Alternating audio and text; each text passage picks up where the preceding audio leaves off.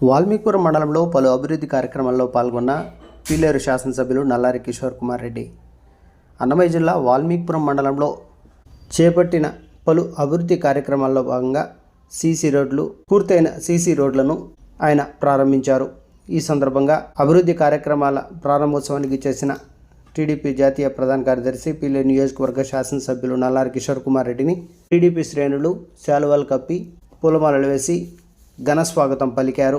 ఈ సందర్భంగా ఆయన మాట్లాడుతూ రాష్ట్ర అభివృద్ధి టీడీపీకే సాధ్యమని అన్నారు.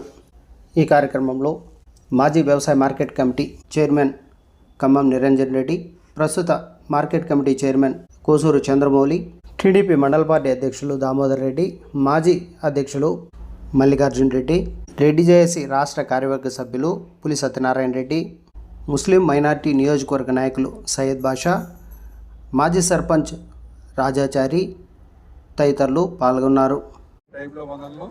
వాయిల్పాడు, కలికిరి, మదనపల్లి, కలకడ, గుర్రంకొండ, పీలేరు, కేవీపల్లి, వాయిచోటి మనకు పెట్టింది.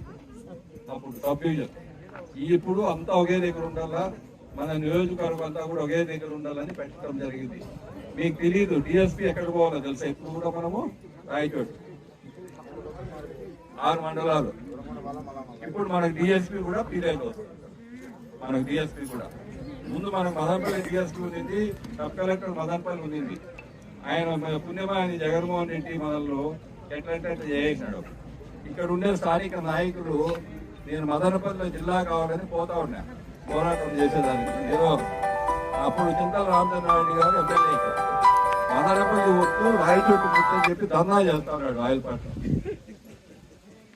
నా కళ్ళారా మేమే చూసాం. ఆడ ఆ రోడ్లో కూర్చోన్నారు, గుర్రకొండకు పోతాం మేము, ఆ రోడ్లో కూర్చోన్నారు. ఏమి సబ్జెక్ట్ అంటే మదనపల్లి వద్దంట, రాయచోటు వద్దంట.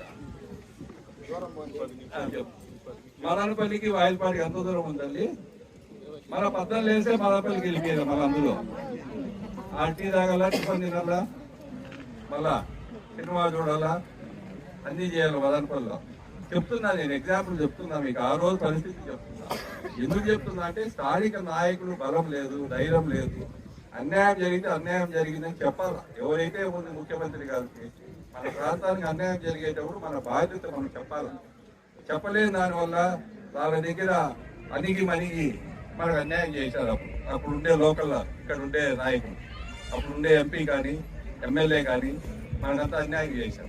ఇప్పుడు మనం ధైర్యంగా ముఖ్యమంత్రి గారిని కన్విన్స్ చేశాం, రిక్వెస్ట్ చేసినాం. మాకు అన్యాయం జరిగింది, రాయచోటి మాకు సంబంధం లేదు అని చెప్పి చేసుకుంటాం.